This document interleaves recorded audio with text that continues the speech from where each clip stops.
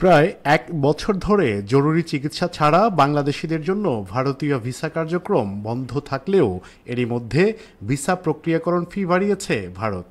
Indian visa application centre IVAC Bangladesh এর ওয়েবসাইটে প্রকাশিত বিজ্ঞপ্তিতে বলা হয়েছে, নতুন সার্ভিস চার্জ নির্ধারণ করা হয়েছে ১,৫০০ টাকা, যা আগে ছিল মাত্র ৮২৪ টাকা।